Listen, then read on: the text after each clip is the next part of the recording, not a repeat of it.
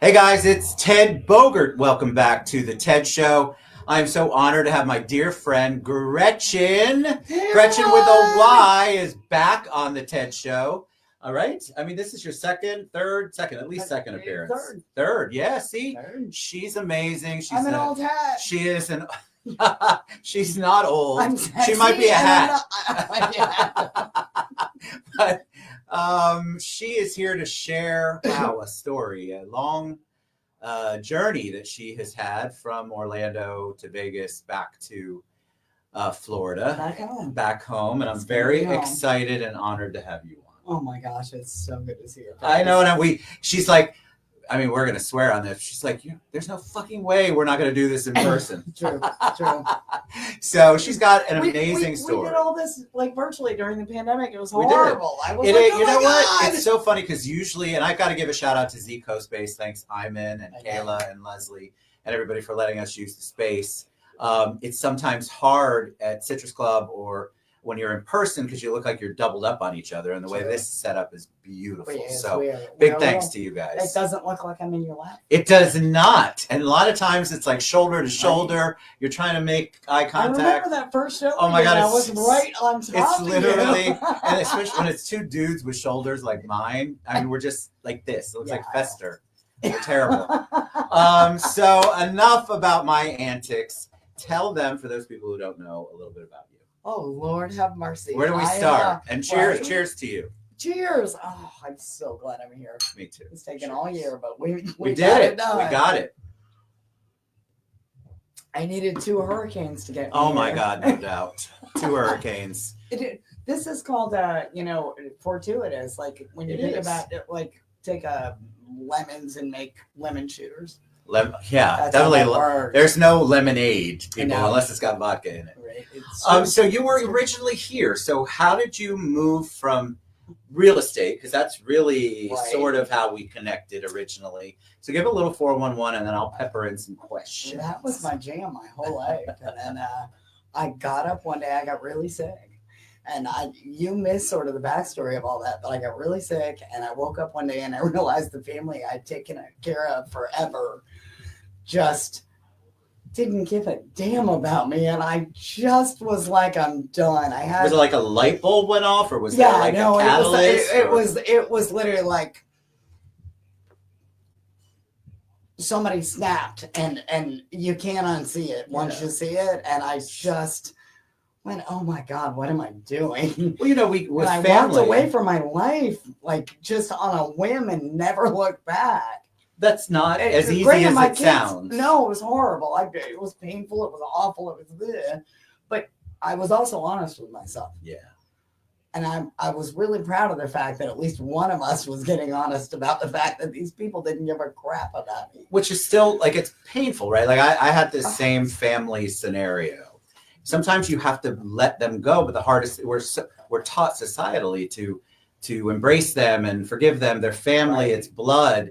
And then when you make a change as an adult, there's still a stigma to it. Right. I still sometimes, people ask me about my parents, and I go, I don't know. And they're like, what? Right. You don't know? How do you not know your parents? Well, yeah, there's a whole story, right? And of course. I don't talk to my mom. But I feel like we don't have to be friends. We don't. We don't. Just because we're blood. Blood. Yeah. So you decide to pick up. What do you do next? So then I, oddly enough, I was flipping a house in Castleberry when you came into my life. Stand-up comedy came into my life. Right. So Dennis Leary's joke writer comes to me, who I didn't know was Dennis Leary's joke writer, comes to me on Facebook, and he says, oh my God, you got to try stand-up. And I said, have you heard my voice? It sounds like it's been run over by a car. And it's that sexy, raspy voice. Right, and Dave goes, now that's funny. Open with that. And a stand-up comedian was born. Isn't that funny? So you had no intention. That wasn't something you've been thinking about? Have you been mulling it around? Were you always the class clown? No, actually, I skipped 2 grades and lettered in 5 sports. I was the most serious student. Moly. I had been in a fire, so I spent a lot of time in the hospital. Everything around me growing up was very heavy. Very. Very. So that's usually where most amazing comedians are born. Well, that's what they tell me. They actually did a study on my ass during the pandemic. No way. I promise. So one of the colleges was like, we're going to study trauma and humor. And we want you to be... I spent months, interviews, like questionnaires. There was a whole thing. Like you kind of love the thought. Oh, at Oxford. Oxford. Wow. And so it was a really legitimate thing. And he calls me when it's over. And I go, how'd it go? And he goes, how are you not more fucked up? Well, right, because trauma and humor. All these people, why aren't you screwed up? But did you always have, this is a great segue, because I want to ask you that. I always love survivors, people who've overcome things. Did you always feel different? Did you always, because I think there's an innateness, if you're born with this survival skill for whatever reason. Did you always feel like you were different from your family? Well, I'll tell you this. I was 2 when the fire happened, and I survived a fire that most adults don't survive, I'm told, from every firefighter I've ever met. Like, how are you alive? Every doctor I've ever met, how are you alive? So at 2, I apparently there was that I had this dog. Here's the story. I had this dog that I stole from my next door neighbor, and by stole I mean, I threatened him if he didn't give me the dog. They were not taking care of this thing. He was flea infested. He was mangy. He was baby. Couldn't get a teat. It was terrible. And I said, either give me the dog or I'm calling somebody. Like, this is not happening. Good for you. But I knew that look.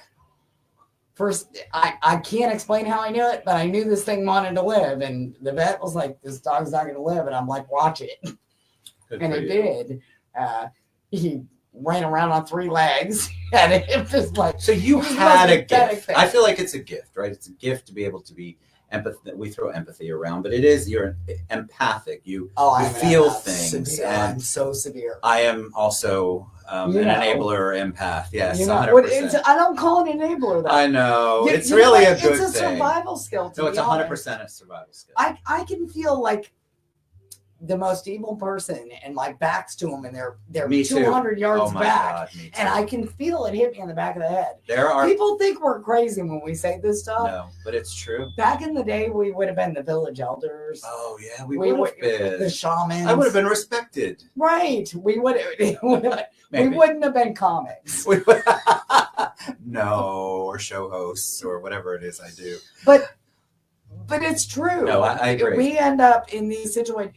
The reason I'm so good on stage, I can feel the ripple in the back of the room with 200 people and a light in my face. Yeah. But I can feel it. You can feel it. That's why we're good. You're in tune. You're in touch with. There are people who have spiritual energy sensitivity, and if you have that, it's a different world that we live in, right? Agree. Things hit us normal. Not even close to normal. Yeah. But it's a gift. I feel like it's and a curse. It has been. Sometimes. It has its. I'm like a narcissist magnet. So oh my God, me too. They find me and not in my personal life, but my professional life. Oh my God, it's hard. In my personal life, they try. I finally found a company and people who are not narcissistic. Well, I've always had that, but in my being single. Oh God, they find me and try and keep me. Oh yeah, because you're a narcissist magnet for sure. Oh my God, they love me, and then worse, they get me and they're like, "I have boundaries, people. I have very clear boundaries." But they can sense it. They also can sense things, like we do. And then they get mad. Like I'm the thing that crawls under their skin. So then they get even madder. So then they get. Generally, a narcissist will try and convince you to love them. Yes. With me, they implode and try and beat you to death. Oh my God. To get you to love them. All right, so we haven't hit that yet. So it's coming. It's coming. You very serious topic. You get to Vegas, you're a comic, and then all of a sudden you're decking. You're a dealer. I'm a card dealer. You're a card dealer. So tell me how that happened. And a pit boss. And I can see you as a record. I can see you as a pit boss. Actually, 1,000%. No, no, I didn't know. Like I never actually had a real job. Well, you know why? Because you can sense when people are full of shit. Well, that's So true. pit bosses, they eye contact, body language, sensing. I could see the trouble coming before it ever came. I also had so much fun because there's so much good energy in Vegas. Yeah. Like, but you have to take the good with the bad. So tell me, so you get out there and you have to train for this. This is not just you and grandma shuffling cards and you're playing rummy. No. This is serious business because that is the business. Yeah, out well, there. turns out I didn't care about that either. So do tell. I did a thing. You did a thing. What'd you do? So I decided I got $300 left. I'm stranded out here. I just worked with Jimmy Brogan in LA, who's Jay Leno's opener, and got to meet those guys, which was amazing. That's amazing. By the way, the longest probably 15 minutes of my life on stage. Nerve-wracking to stand there and throw for Jimmy Brogan. That's amazing, though. Oh, it was awesome. Yeah. But we also got stranded. We got attacked coming out of that show. 3 giant dudes, and by we I mean me and 6'3" black headliner. And then the cops showed up and treated us like the criminals. And I'm the one who called them. Why? What was the and reason worse, they're treating they you sat that way? Terrence Washington down on the curb like a child, and it's freezing. It's 2-3 in the morning in Oxford when we got attacked. They got everything: my wallet, my passport, my driver's license. I couldn't get a flight back home. Wow. And it took Florida. It was a pandemic, so it took Florida 3 months to give me a license. Oh, I was going to say, you finally got it yesterday? Yeah. Something like that. And I ended up, I was like, well, what can I do out here? It's a pandemic. This might be a problem. I can't go home. I'm stuck. Right. I used my last couple $100 to go to blackjack school.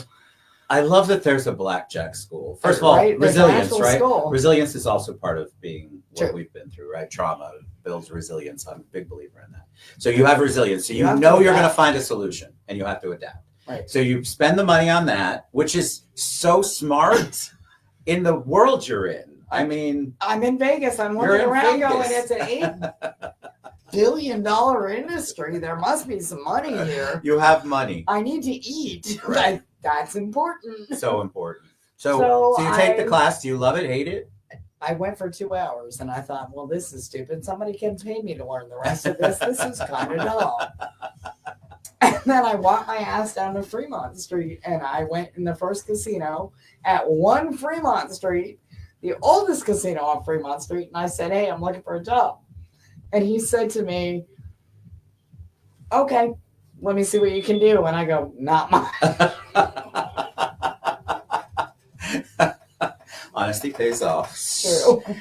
And he auditioned me right there in the middle of a busy pit on a Saturday. That's kismet, though. That's serendipity. And I dealt like 2 hands. And I get down and he goes, you're hired. And I go, no way. do you want to see my resume? And he goes, no. And I said, excuse me? I go, why don't you want to see my resume? And he goes, I don't care. You have something I can't teach. See? A personality. You're hired. Right. What shift do you want? Nice. And so you just learned as you went, right? I did. I jumped in the middle of the busiest pit. Because those people, like professionals. Now, if you've got the tourists, it's whatever, I feel like. But professionals who go there, like Right. people who really, they know and can sniff out a dealer who's not. Well, and I mean, I didn't know anything about anything. And he was just like, listen, you have something I can't teach, a personality. That's so good. And then I was making so much money, I had haters immediately. The girls at work didn't speak English. Now, keep in mind, Vegas is a melting pot. Yeah. And a lot of the dealers actually don't speak English. Interesting. They're coming from All over, Ethiopia and sure. all over. They called me Gretchyn Click Click because all they heard at the end of the day were my toes. Because you have to take the chip and bang it twice before you drop it in the tote box. And that's all they heard all day. I was out toking craft dealers. So the reason, though, which I think is important, is it had nothing to do with your talent as a dealer. No, It had to I do was with- terrible at it. It had to do with your ability to engage, Right. also a survival skill. Your ability to be resilient and bounce back and think on your feet and shoot from the But hip. relate to other people and where they're at. Correct. You know what I mean? Like, so energy matches energy. It does so much. And So I definitely mirror energy. So, And like, you if matched you are it. not fun to be around, I'm going to be in the corner like, yeah, we all know those people. but if you're fun to be around and you're good people, Yeah. oh, we're going to have a big time. But you tonight. know that because, again, back to you being sensitive to that. That's such a beautiful thing that you were able to adapt like that. Because I know people who go there and they spend their lives. Well, I think most people would have ended up playing slots and hoping they'd win it big with their last $20. Like, I was in a really bad spot. Yeah. And I kept telling people, they were like, how'd you become a dealer? And I said, well, I realized the only way to beat the house is to work in one. Which is smart. So how did you do both comedy and Yes. dealing? So an Orlando comic, Jimmy Fontaine, shout out. Hi, Jimmy. So Jimmy shows up in Vegas and I find out that he's coming to Vegas. He was one of the only open micers in Orlando that was nice to me. Wow. That makes me sad for And- Orlando. That's a whole nother discussion. Yeah, don't even. So I end up going, hey, I saw your bunkers and I'm coming out. And I showed up and he gives me a giant hug and then he goes, put your big girl panties on. I'm going to introduce you to the owner. Wow. Wow. I That's get big. introduced to the owner and the owner goes, why don't I know who you are? And I go, well, I just got here and I wasn't trying to make any waves coming in. He goes, I want your booking footage. In the morning, here's the email address. Nice. And, You have to have they booking booked me. footage? Oh, yeah. Oh, like a sizzle reel for your comedy? Oh, no. Sizzle reels are actually frowned upon. Oh, no way. So what is it? I got to get 5 you more on the minutes. camera. It's okay. Keep talking. Oh, sorry. No, you're totally It's good. 5 minutes of continuous, uninterrupted footage. And it better be raw. They don't want any They don't want anything bullshit. edited. They need to know you're funny. Nice. And So that's super important. how hard is that when you're putting that together? Was it hard for you to? Were you I'll tell your you worst what was critic? hard about Orlando. You couldn't get a room. Really? Yeah, there's like 4 drunk guys in the back pissed off that they've turned off Sports Center. Oh. It was tough to get an actual room where you could get. The lighting was wrong. The sound was wrong. Yeah, Like, that's- I struggled so much my first year in Orlando because I'm like, okay, I know I'm funny. I know what they want, but we don't have rooms here Correct. where I can give you what you want. And Vegas has those. Vegas had that. Yeah. Vegas had it. Got So it you done very quickly. combined. You were kind of working. You were working both. Oh, I was doing everything. I was doing everything but selling blowjobs on Fremont Street for a living. That is a business, but we'll talk about that. It started to sound like we were announcing a Targaryen. So what do you do? Like, so you're making all that money. You're doing well in the comedy scene, and then but you're back here. I am. So you're gonna have to tell me. Ooh. This is where it gets. I guess Oh. it'll get deep. I'll let you go as deep as you want. Well, we'll try and at least be a little humorous while it's happening. So I had this. I was working 2 or 3 casinos at a time, and I finally landed on 4 Queens. And I came in there, and they kind of got me. And it was the first time where I didn't have a bunch of pit bosses pissed off I had a personality or were mad because I was good at what I did. By then, By then you were a I was pro, killing it. right? I was killing it. And so I stayed for 8 months, and they now have me training new dealers. No pay bump, but it doesn't matter. I didn't care. I loved it. Okay. I was having a blast. And I had this new chick come in who was literally the worst car dealer I've ever tried to train. It was not good. Oh my God. I didn't know you could be that unbelievably bad at something, but I'm nice, and so I worked. You are nice. I worked with her extra. Like, I tried to not make a big deal about it, but then I find out she's card member royalty. Her dad is a roulette dealer who retired in Vegas. Wow. And I thought, well, apparently it does skip a generation. I didn't say it out loud. Now we are, but not then. We are now. And so I thought, oh my God, dear God, she was the worst. She wasn't even, okay, I went to school for 2 hours and did a better job than whatever that was. It's awful. I tried to get her else. And she actually came to me and she said, thank you. You're the only person today that hasn't been an asshole to me. I said, you're welcome. That's nice. Well, I took her out for a drink because I saw some problems. And so I took her across the street for a drink. She had her boyfriend come meet us. And then the whole purpose of me taking her out for a drink was her boyfriend came to play her table. And I was like, I'm not going to tell anybody, but you can get fired for that. You can't have that. Right. Don't ever do that again. And then I needed a ride to the airport. I had a show back here in Florida, like a big one. And they flew me from Vegas. I flew back and I had to go straight back to work at my job in Vegas. And I needed a ride. Well, apparently she got scheduled to work and had her boyfriend, the guy that I gave him the speech, take me to the airport. So he drove me to the airport, picked me back up from the airport.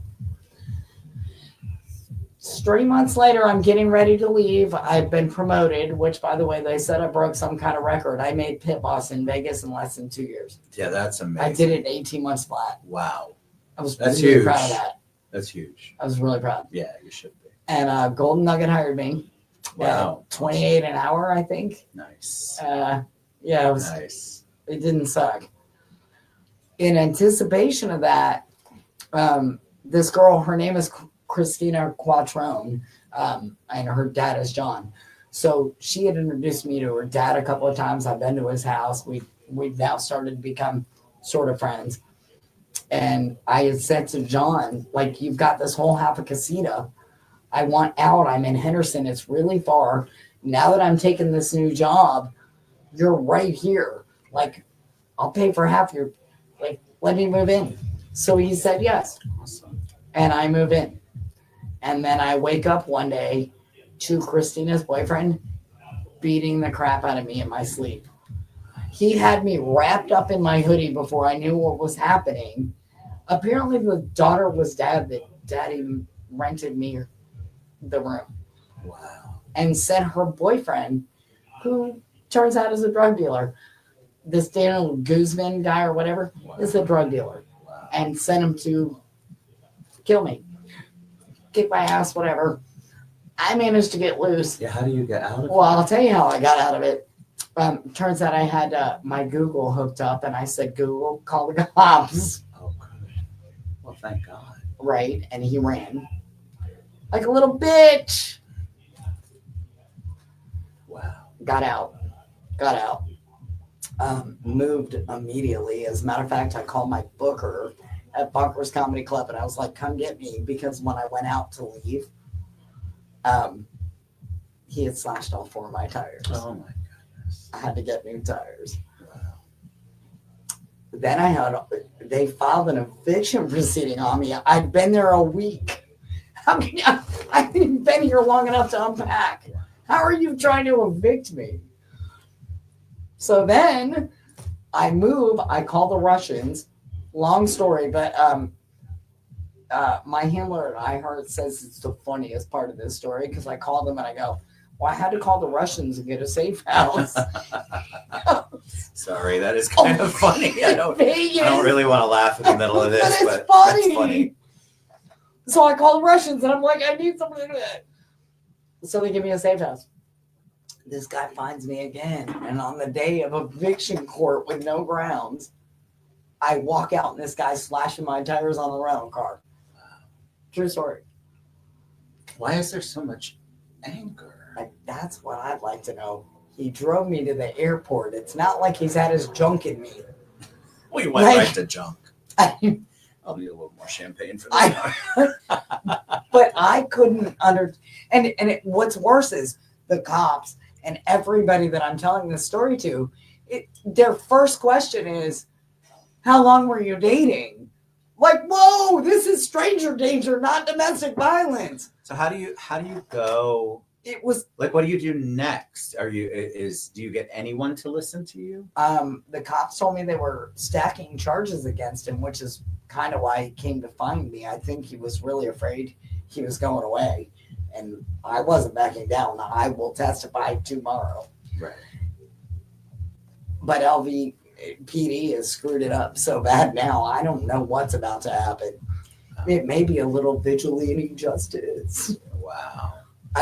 How do you It's gotten crazy. So when do you realize that it's time to come back here? After he slashed my tires. So it was after the second time, and you're like, all right, I can't. First of all, there's no reason to stay in that situation. No, Get away. why? Especially, it's not my boyfriend. It's not like he has any power over me. Correct. And so you come. I'm That's the getting motivation away. to get away. Like, my safety is much more important than whatever this crazy ass shit. Correct. Like, that's not even important. No, it's not important. None of this matters if I'm dead. What's fascinating to me is how I'll be interested to see how that all plays out. Right? Are they in It's not- contact with you, the police, or you're in they contact have with them? been. And then suddenly it was, well, maybe we're not going to press charges. And I'm going, what do you mean we're not going to press charges? I will walk back to Vegas, but we're pressing charges. Yeah. It seems to me like, and I've dealt with this before, I think we've talked about this. I was attacked at 5 shows in 2 years, physically, by dudes. 2 of them were incidences where they were beating up their girlfriends. Jesus. Is this Orlando or Vegas? This was Orlando, Castleberry, Daytona, and Vegas. Between them. And Oxnard, California. We should do a whole show on Agreed. the underworld of what you all have to deal with as comedians. I don't think the guys have to deal with this so much. I believe think that. this You know is what? I believe that. Yeah. A female, like a trans, like an LGBT thing. I think if you're a 6'3" dude, you don't deal with this. I would agree with that. You know what I'm saying? I get it. So so tell me, you decide, okay, I'm not going to put myself in that anymore, and you decide to come back to Florida. And what is that like? So you have to leave behind jobs. I literally walked away from a $100,000 a year job I worked very hard for. And it pissed me off. Of course it did. So but I was scared. I understand why. I was scared. Totally. And I came somewhere I knew we didn't have a social media association I could hide. I could be safe. And then I woke up one day and I realized I was really mad that I felt this scared. And so now I'm calling you out. Daniel Guzman, need my address? Come on by. I'm waiting for you. I'm done with this. Yeah. I'm not going to feel scared anymore. It takes your power away. Angry. Right? You should be angry. You should be. I'm angry. I'm disappointed with Vegas. No one should be allowed to pick on people weaker. I was asleep. What kind of little bitch you gotta be? Yeah. Well, that attack a woman that is sound asleep that doesn't even know you're mad at her. It's unfortunate, but that happens a lot in violent situations, domestic violent. You couldn't even count that as DV because you're not in a domestic relationship with it. But everybody kept treating me, and I don't know how many times the cops asked me when they showed up, but with Christina's dad, with John or whatever, are you sleeping with this guy? I go, no, my stuff's in that room, in that bathroom. His shit's over there. Yeah. Why do you keep asking me this? It happens. The answer's not going to change. And I thought, how bad is this syndrome in this country that they won't accept the truth as an actual answer? It's a constant battle for anybody who's in a DV situation or any kind of situation where there's violence. It's still an uphill battle, even in 2024. It just is. And it's so sad to me that you've had to go through that. I'm happy you made it out. And I'm happy you had the strength to make the move instead of, because you might not be here if you hadn't made the move. Oh, agreed. I think he would have kept coming. So it's such a blessing for you to be here.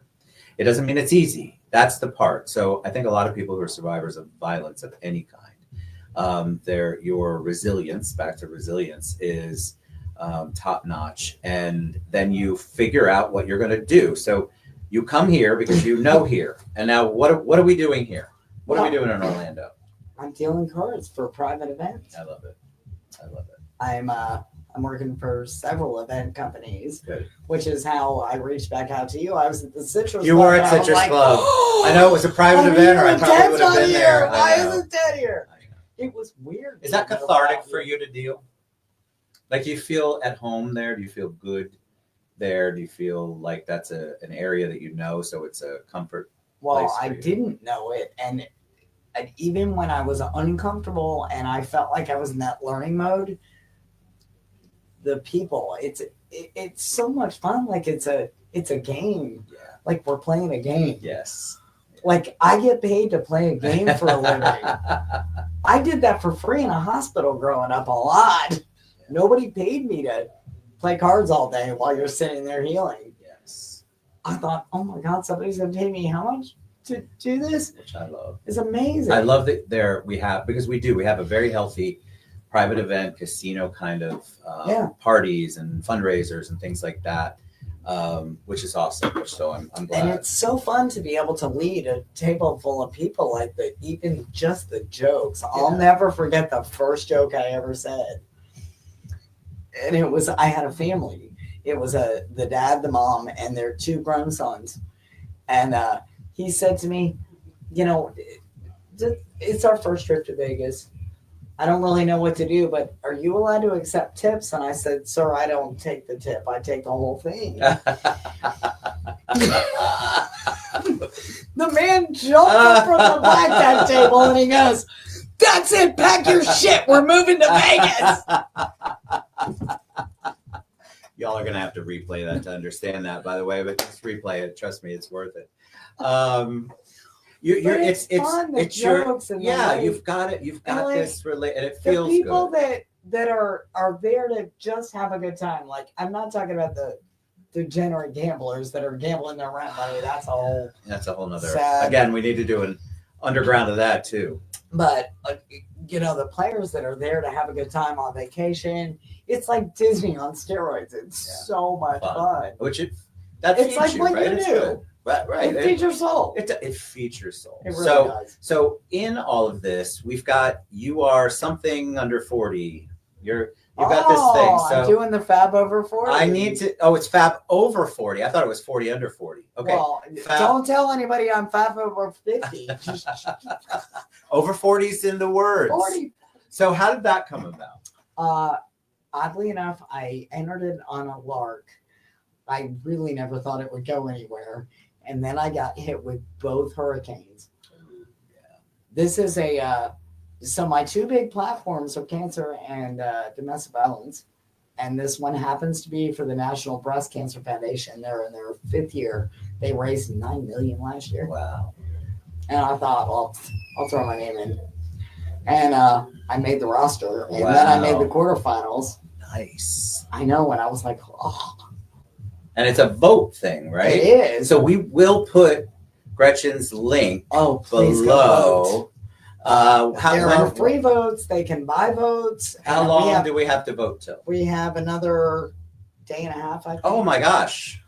For the quarterfinals. So I guess we are definitely making sure we get this show out. Yeah, we got to get it done. But then we have, I have to be in first from 12 day after tomorrow. So. Wow.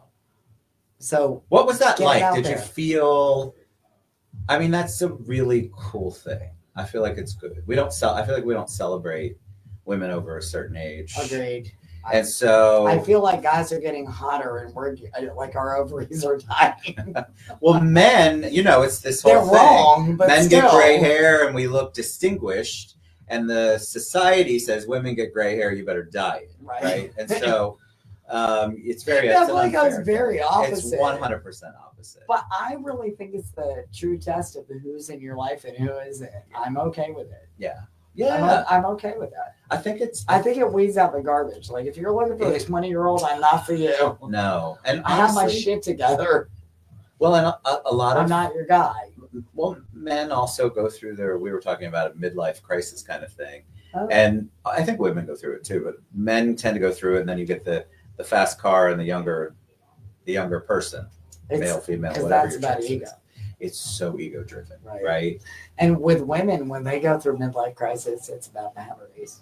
It's about boundaries. It's very different. Yeah, women definitely approach things differently, but you also have to I love the fact that this is Fab Over 40 because it's just a celebration of women over 40. Agreed. And we just need more of that. I mean, if you listen to anything Hollywood-wise, you know that most of those actresses, they all feel cut out after the age of 40. And yet some of them are so beautiful. I had a comment. It's a true story. I was in Indianapolis doing Clean Comedy Challenge, and I'm not going to say who, but I was saying, I'm 50 this year, blah, blah, blah, and I went into the bit, and I got down off stage, and she goes, don't ever say that again. And I said, say what? That you're 50. Oh, she's age sensitive. And I said, wait, why wouldn't I say that as part of the bit? And she goes, they won't hire you. So she was concerned from her, she's an actress or she's a comic. She's a comic. So she was concerned from her experience that they would not. Well, she's been doing this a lot longer than me. Yeah, you know what's fascinating about that? I don't know. I feel like it's society and the newspapers and the studio heads and the people that are in charge that put that, but I think general people don't feel that way. And maybe not, but there's a reason that Hollywood's telling us. Like, I remember the head of my record label calling me and going, don't make that face. You look like a Sharpay. You need Botox. Who said this? And I said, don't ever say that to me again. Oh my God, people are you terrible. Kidding me? That's awful. Like when we get off camera, I want to make fun of anybody we can think of. No offense, I love you all, but I'm never going to try to demean someone. That's so so demeaning. Not the worst thing I've heard. It came from a man. Of course, it came from a man. Yeah, but I've also heard the women say, "Don't eat that. Don't eat that. Don't eat that. 10 pounds." 10 pounds. I can hear you getting fatter. Wow. It's entertaining. I need to. Look at Al Roker. He's gone from a bazillion pounds to health wise. I think that's amazing. Me too. But I don't think that's why he did it. I think the studio finally went, or they're the studio system's a mess. I don't think it's a male-female thing. Yeah. I think it's we live in a day and age where you gotta look good on camera. I refuse to play this game. I will not. I don't want it. I'm going to age gracefully or not at all. I'm aging gracefully. I'm really 900. You look amazing. You're kind. So do you. All right. So let's recap the voting because I really want people. They can go on the link that we're going to share in below. Yes. And they can free vote. How many times a day? Once a day? Once a day free vote. So you can pay for votes. You can pay for votes, and which go directly to the National Breast Cancer Correct. So that Foundation. money actually goes Really to the foundation, which is amazing. Correct. So vote, because I got to win this. I want you to win. I'm going to end up on the cover of New Beauty, and it's a $40,000 cash prize. Nice. So remember that TV pilot I said I wanted to script? Yes. We're going to do that. I love it. with amazing female leads. Nice. It's going to be Vegas centric. It's going to be hilarious. Everybody loves Vegas. There's a mystery there. Amen. All right. So one last personal question. I always like to ask this question because I feel like somebody like you, especially who's been through a lot. When I talk about, or when I say the word hero, who's the first person for you that comes to mind?